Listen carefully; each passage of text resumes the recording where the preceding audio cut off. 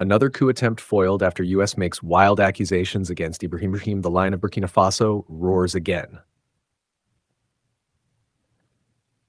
Burkina Faso is no stranger to conflict, but what happened this time wasn't just another failed coup. It was a wake-up call for an entire continent.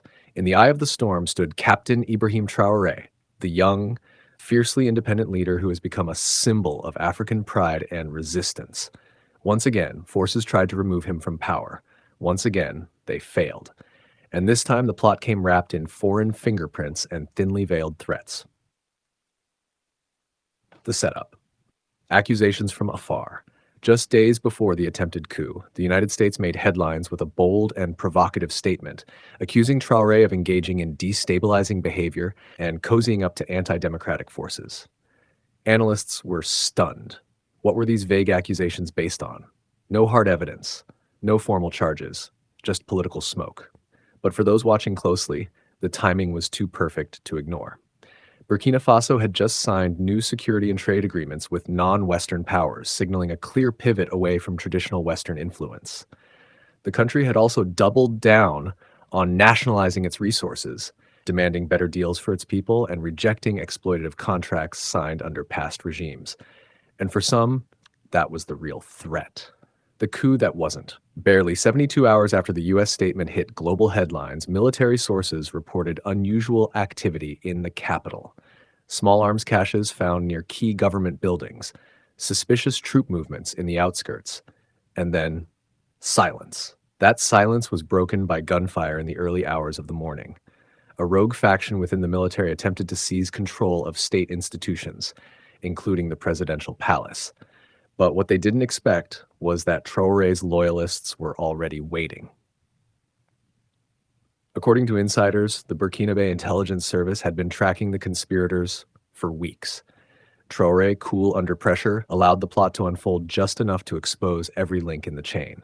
By sunrise, the coup had collapsed. The conspirators were in custody, weapons seized, communications traced, and evidence, plenty of it, was secured, allegedly pointing to outside encouragement and funding.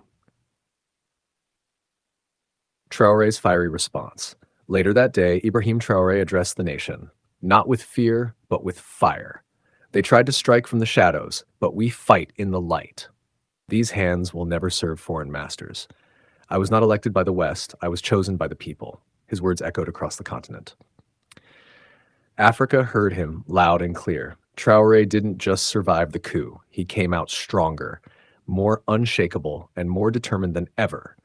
In a time when many leaders cower under foreign pressure, he looked into the camera and dared the world to try again. We are no longer the colony. We are the future. Sharp Africa's youngest leader, the continent's loudest voice. Since rising to power in 2022 at the age of 34, Traoré has defied every expectation. He's refused to be a puppet. He's resisted the lure of luxury. He's visited frontline soldiers, walked barefoot through villages, and eaten with the common people.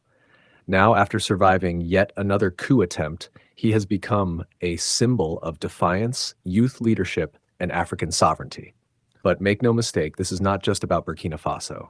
This is about a new generation of Africans who are tired of outside manipulation, tired of puppet regimes, tired of being told how to run their own countries. Cash. What's next? The failed coup raises serious questions. Who funded it? Who supported it? Why did the U.S. make such inflammatory statements days before? Was it all coincidence or something far deeper? Traoré has promised an open investigation. But insiders say the message is already clear. Burkina Faso will not bow. And with every attempt to remove him, Ibrahim Traoré's legend grows. The young captain who stood tall when the world tried to shake him. The lion who never blinked. They came for him again, and again he rose.